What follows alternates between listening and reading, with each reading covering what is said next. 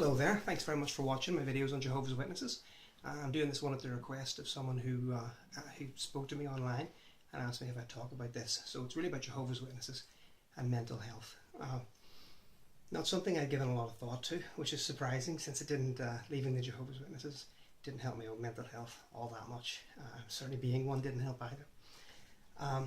What can I tell you about it? There's a few things really that should be known. Number one, the Jehovah's Witnesses don't appreciate people being involved with mental health professionals.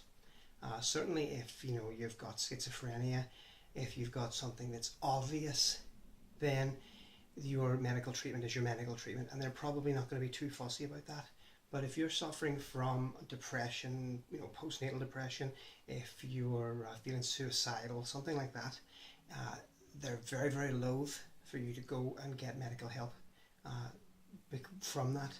Now, there's a few reasons for that. Number one, I think that they view all those things as signs of spiritual malaise.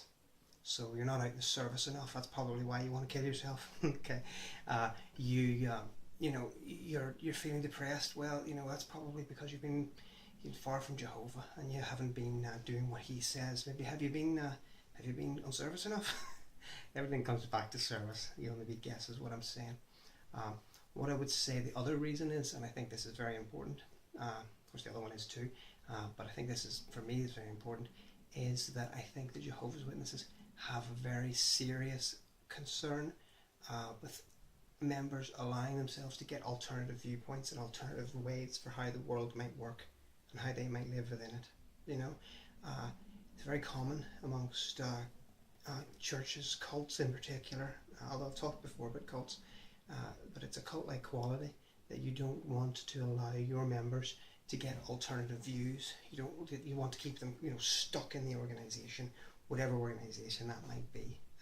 The Scientologists talk about things being in theta, and that'll be a negative thing which you should stay away from. Jehovah's Witnesses is very similar. They fence you in, they keep you in the compound, and they do their best to make sure that you don't stray out, where you can get alternative ideas and alternative opinions. That's one of the reasons why I think they're very, very loathing of it, because any mental health professional would be able to very instantly, and as I say, I've spoken to myself in the past, any mental health professional will be able to look at the life a Jehovah's Witness leads, and it'll raise huge red flags. The amount of mental health issues in Jehovah's Witnesses is very high by any accounts. I think some studies have been done and it's been very significant. The help that you'll receive as a Jehovah's Witness is pitiful. And if your family member commits suicide or self-harms, it will continue to be pitiful. You really will get very little sympathy because it'll be seen as their fault. And that's just a fact that it's been done before. What I would also say is that the fact that the Jehovah's Witnesses live in a system which buttonholes them, it sticks them in their little compartments, and won't let them do other things, is also a very, very high reason for mental health problems. So for instance, if you're an intelligent person who wants to have a career, you're going to be a window cleaner, and you're going to be a pioneer, and you're going to go out in the doors, and that's going to be very, very significant issue for you mentally.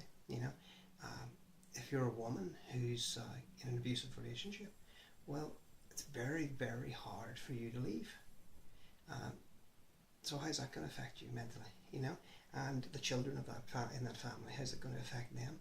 If you're a Jehovah's Witness at all, well, we've already discussed how women are second-class citizens. How will that factor with you in your life? You might think nothing of it now, but as time goes on, you'll begin to discover that being downtrodden and being second best is actually not a good thing, and not good for you for the long term. Men as well, it's not just women who suffer from this. If you're a man and you're forced to adopt this butch, I'm the head of the household attitude, well, a lot of men aren't like that. I'm not like that.